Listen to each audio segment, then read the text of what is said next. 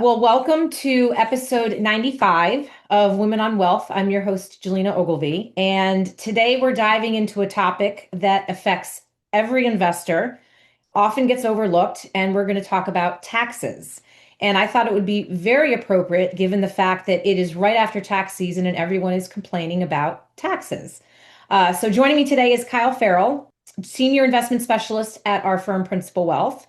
He provides years of experience helping our clients navigate complex investment strategies, brings a wealth of insight into how taxes can impact your investment return. More importantly, what you can do about it, which is what we're going to talk about today. So, whether you're just starting in your investment journey, whether you're looking to make your portfolio more tax efficient, I think today's conversation can provide some great insight. So, Kyle, welcome. Thank you, Julina. It's great to be on with you. Yes. I should also say that you are an avid runner because we talk about it all the time. You just completed the Berlin Marathon, so congratulations. Thank you. Thank you. Yeah. And I think hopefully that will also give some insight to the listeners in terms of your discipline to how you focus not just on the investments, but maybe planning for completing a marathon. So Hopefully it shines through. We'll see. there we go. I know. So let's start from a very 10,000 foot view, which is why is it important for investors to consider taxes when you make investment decisions? Yeah, so I think that's a great question. It sounds very basic, and almost obvious too, but I think it can be forgotten at times. We all want to see our assets grow over time, of course, but depending on the type of vehicles that you use, type of accounts that you use, for example, there is the tax impact that can create a drag on your portfolio, right? So part of having a sound financial plan, a sound strategy too, you always have to have taxes in mind. So it's really important to consider what you are investing in and in what type of account. So that way you can create the most efficient strategy for yourself and not Mhm. create headaches down the road. Yeah, love it. I always say you want to have as many buckets as you can, right? To diversify the tax consequence. Exactly. Yeah. And if you can think of it in that bucketed approach, that's half the battle is already won at that point. Yeah, love it. And what do you think are the most common tax mistakes that investors make?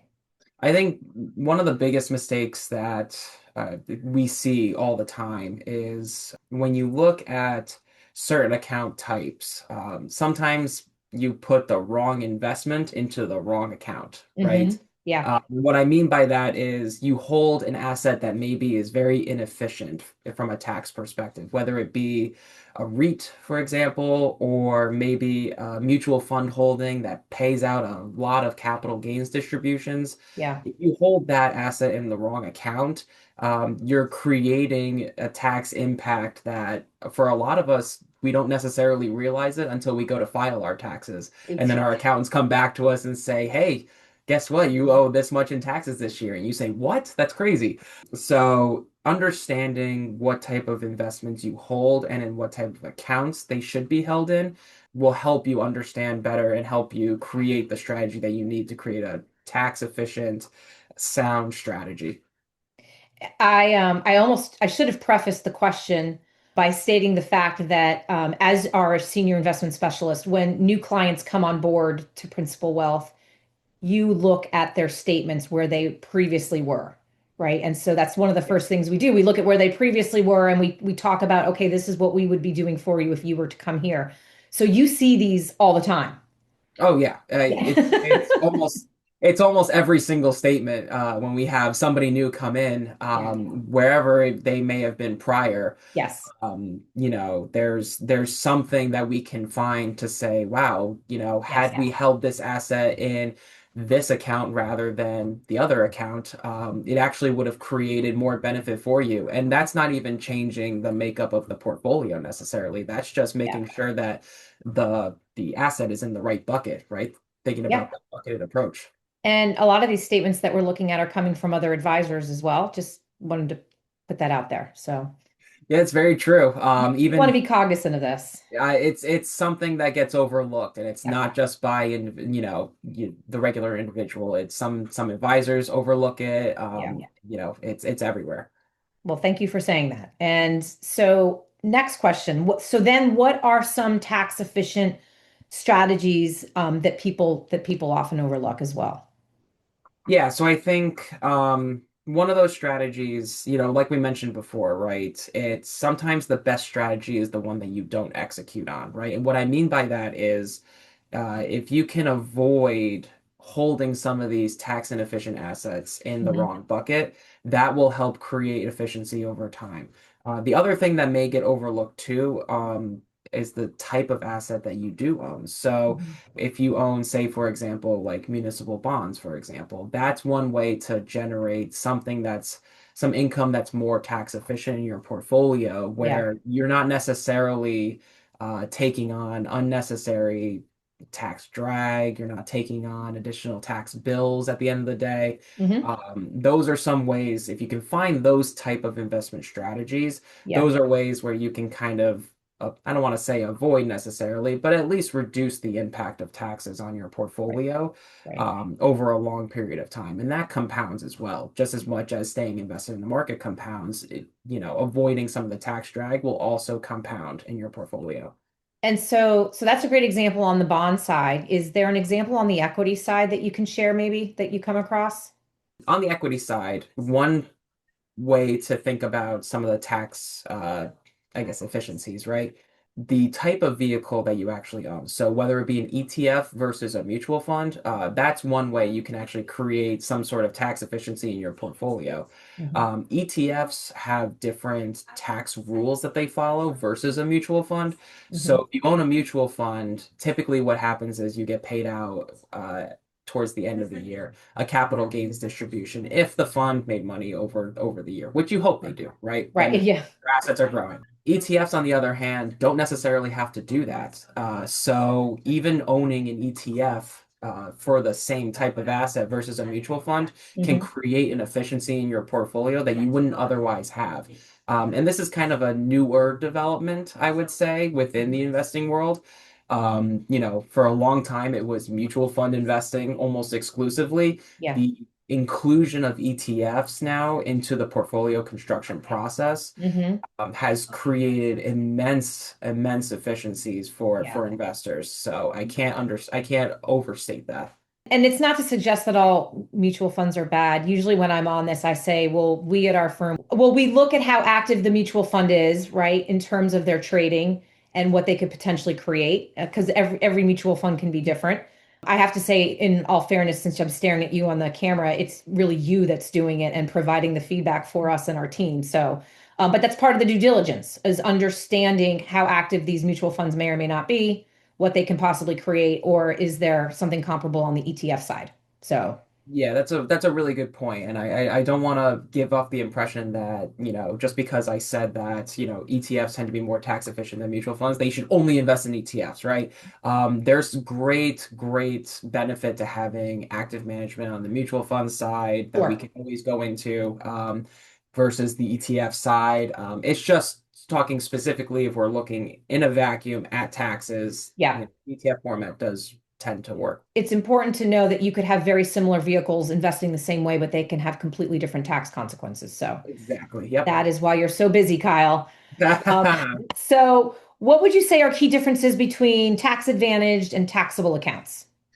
Yeah, so tax advantage accounts, really they're more so used in one of two ways, right? Tax advantage accounts can either be a way to help reduce your income that you've earned in the year, right? Your taxable income in a year, or it could be a way to generate potentially after tax Roth returns, right?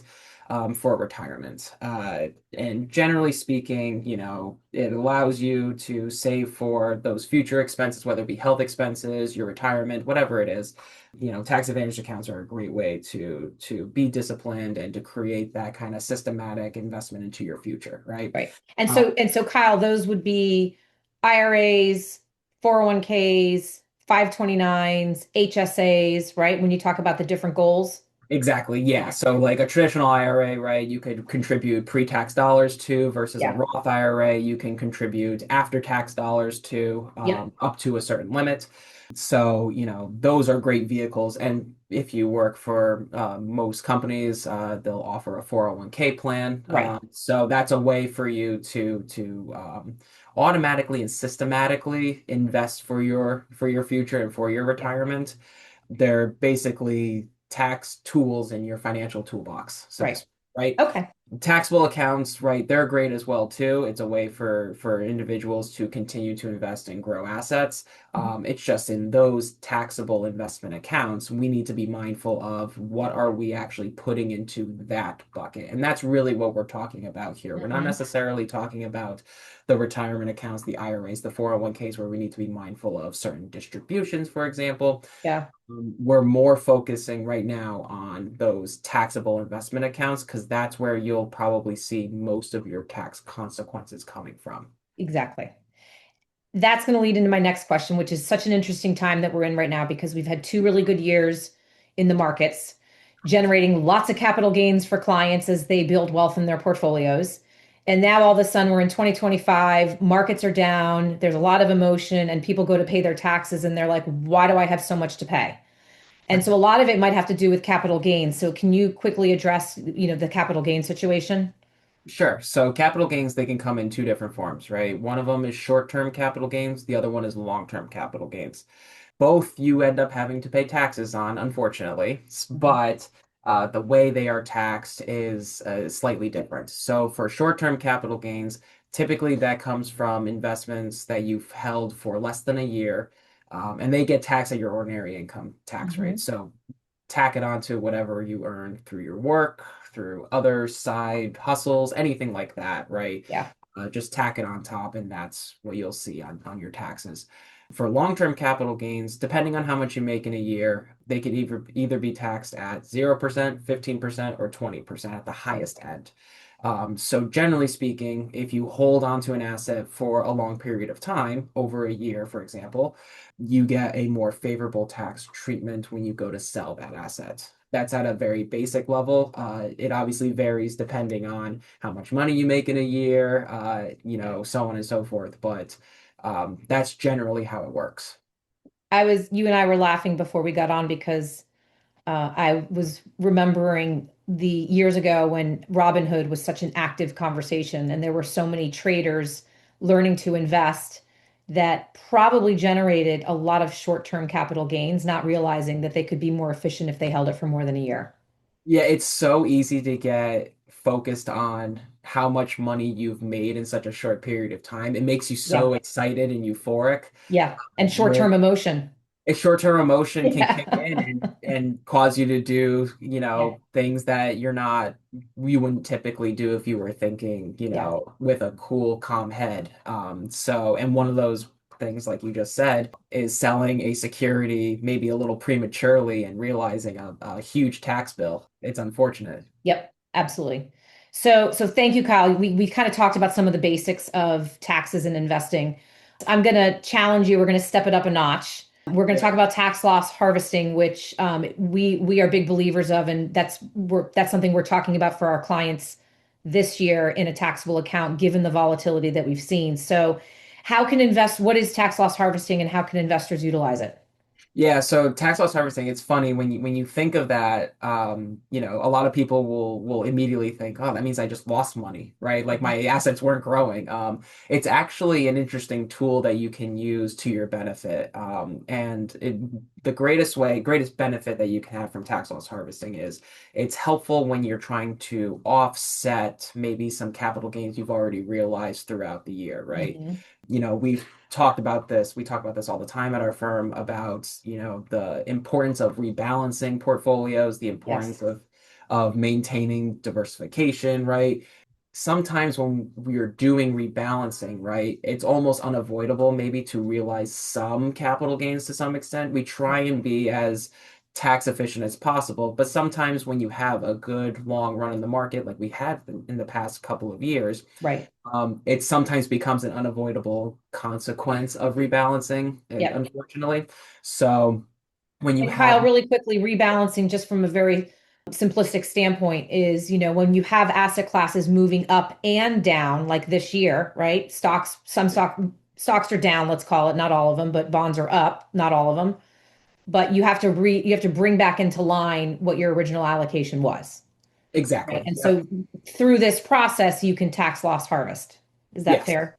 Yeah, Yeah. that's fair to say. And, through that process of tax loss harvesting, you create this sort of offsetting effect where Mhm. then you end up actually creating some efficiencies over the course of the year, and it ends up showing up in your taxes where you don't have to pay as much.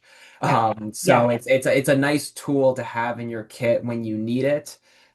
It's not to say that you should always tax loss harvest or you shouldn't ever tax loss harvest. It's Yeah. just it's a tool that can always be called upon when it's needed. Yeah. It's an individualistic decision. But is it fair to say, right, you take a profit in your portfolio, you take a gain, but you minimize that by taking a loss at the same time and moving that loss back into the market so you're still investing, but you've sort of minimized the gain that you used by offsetting the loss. Exactly. Yep. That's Okay. a fair assessment. Okay. In the most simplistic way. I know that's a tough one to just say in a very general, broad way. Yeah, no, but it's important to know that there are ways that you can be efficient with your taxes when the markets go down, as they have this year, when you have taxable accounts that can help you in future years as well. Exactly. Yep. Yeah. And it's great when you can do that, but not every year presents that opportunity. When you Okay. have more volatility, it presents itself. Yeah. So let's circle back to the tax. We talked about some of the tax advantage accounts, 401k, IRA. Can you talk a little bit more about some of the benefits of contributing to those? Yeah, so in a 401k or a traditional IRA, you typically what you'll see is you'll typically take pre-tax dollars, meaning the wages that you earn throughout the year. You may set a certain percentage or dollar amount aside to contribute to either a traditional IRA or a 401k, depending on which vehicle you end up using.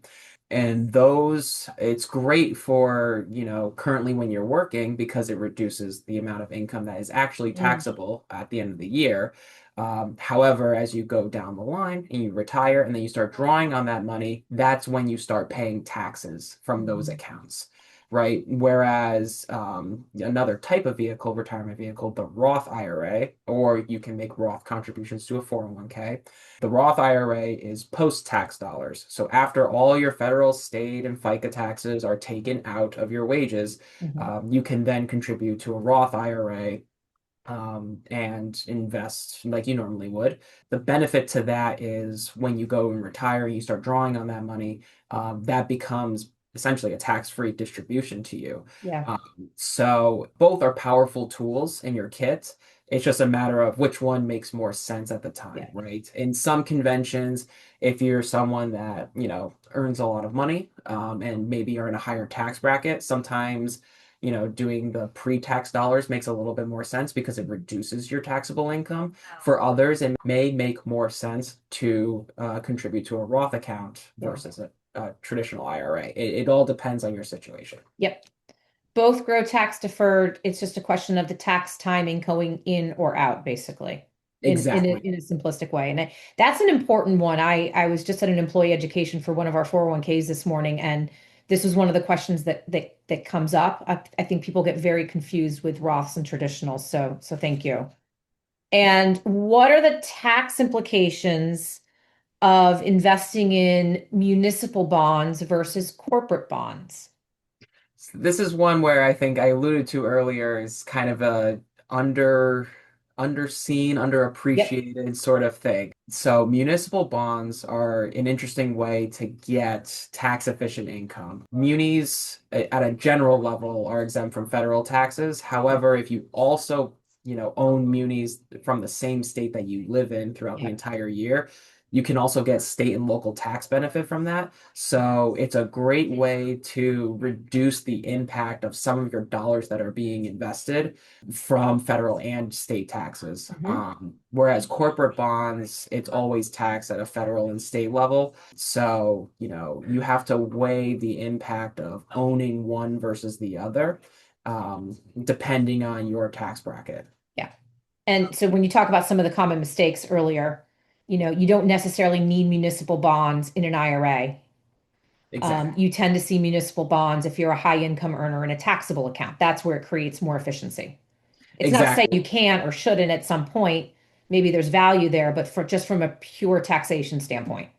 Exactly. And that goes back to the conversation we were talking about before about making sure you put the right investments in the right buckets. Yes. Municipal bonds in a retirement account, it Hmm. doesn't make any sense. You lose the benefit of tax shielding, so to Yeah, speak. You would want to own that in a taxable account, not a retirement account. absolutely. And how about when estate considerations? This has come up a lot for me personally with some clients. How do taxes come into play when you're passing investments on to your heirs? Yeah, so there's a few ways that it can kind of play out. When you're passing along investments to heirs, at date of death, you get a step up in valuation for somebody's portfolio, right? Hmm. So when you talk about for some people, they've owned assets for 30, 40, maybe even 50 years, Yep. highly, highly appreciated, right? Yes. And so the person that owns it at the time may not be able to do anything with those Mhm. assets. They can't sell them. They don't want to realize that tax bill. So when passing along assets to heirs, you receive a step up, your heirs receive a step up in basis Yeah. at the date of passing. So that can be an interesting tool for your heirs to Yes. get more money in that sense. If your heirs decide to sell those securities close to the passing date, then it essentially becomes a minimal tax Yes. event, or even no tax event, right? It depends Yep. on how soon they need the cash, I guess. Yeah. So it's an interesting way to, in a tax advantaged way, sort of pass along to folks that you want to pass money down to. In like a simple math situation, you buy a stock 30 years ago for $10 and the stock is now worth $100, right? If you were to pass, your heirs would receive it. That step up means that the taxation basis turns into $100. The basis is not 10. So Exactly. if they go to sell it for $102, they pay taxes on $2 and not $92.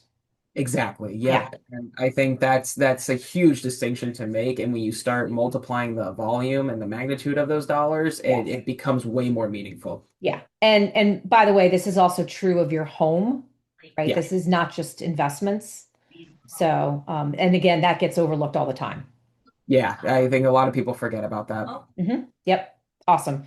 Last question, because I know I could go all day with you on this, but I want to keep this as, as simple as possible. But what potential tax policies do you think could impact investors in the future? And I mean, this comes up every time, especially every 4 years with elections. So I know it's Yeah. not an easy answer, but what should we be paying attention to right now? Well, and lo and behold, too, we're currently going through the headlines of, extending the Tax Cuts and Jobs Act of 2017 as well. So there's a Yes. lot of tax sort of uncertainty out there right now. Yeah. I think one key piece that, I think investors will want to be mindful of is the SALT deduction. So that's an overlooked piece, I think, Mm, of it's a small component of the Tax Cuts and Jobs Act, but it's the state and local tax deduction that you can take at the federal level. There's conversations going on and debates going on Capitol Hill to increase that cap for 2026 and beyond from $10,000 to potentially $20,000. yep. So that can have a significant impact for clients or individuals that live in high tax states. So Yeah. we're in the Northeast, naturally, we're in high tax states. So this can be meaningful to some clients. Yeah. So I think that's the one key thing to really hone in on Okay. outside of the general, oh my goodness, is the Tax Cuts and Job Act really going to be extended? Is it going to be expanded? Yeah. Much conversation going on with that, but be mindful of that one piece. Okay. Yeah, and I always get the question, is the step up in basis going away? Because that was talked about a few years ago. As of right now, it's not gone away. The other question I always get is is our municipal bonds, is the taxation benefit going away? As of right now, it's not going away. And so, but it's important to keep an ear out for some of these potential changes because they could significantly impact the way you're invested. It's interesting. The municipal bond taxation change comes up every 4 years. This is Yes, it always does. talked about as a potential way to raise federal Yes. tax revenue to Yeah. try and balance out budgets. Yep. It gets talked about and then it fizzles out within a few weeks. It does. So don't put too much weight behind if you hear more talks about that. That would be a huge change that would have It would. significant impact across the board. Yeah. But you're right. It comes up every few years. So, We're um, always trying to find ways to raise money at the federal level, and yeah. we assess like every single option. We put it always on the t every option on the table, and Yeah. every time it gets whittled down to like one or two options that maybe get used. Yeah. And I think, and maybe this is a really important way of sort of ending the conversation, at least for our firm and the way we think about investing. This is the reason that we have a dedicated specialist like you. We have an investment committee. We consistently meet. We consistently talk about what we see in the markets and how that impact may play out in our clients' portfolios, right? Whether it's more of a short-term sort of tactical idea or whether it's a more long-term sort of secular decision. These are conversations that we constantly have, and we're constantly trying to keep an eye on potential changes that can impact our clients. So thank you for what you do. You have had an incredibly busy few months, literally coming in on the weekends, trades, everything. And we're thrilled that you have that dedication, and our clients appreciate it. So thank you, Kyle. Well, thank you, and thank you for having me on to talk about this. It's an important subject, taxes, Yep. and I know that it's only one piece of what we do here at Principal Wealth, but it's one that I think maybe gets overlooked at times. So I'm glad we were able to talk about this. Yeah. We're gonna find another fun topic to have you back on, Kyle. So thank you. And maybe we'll do it again after you complete another marathon. I got another one coming up in May, so only got a couple more weeks, and then I'm back on the road. Oh, well then which one is that? It's in the White Mountains. It's a Revel White Mountains Marathon in New Hampshire. So that one is all downhill. So if I come in on Monday with sore shins and quads, you'll know exactly what happened. Oh my gosh. All right. Well, then we're going to have to think of topics quickly. Yeah, that's right. You've Don't got worry, there's 20. plenty more where they're coming from. I'm not stopping running anytime soon. I was just going to say you have 26.2 miles to decide what you want that topic to be. You let me know. I got plenty of time to think. Don't worry. Awesome. Thank you, Kyle. Thanks, Julina.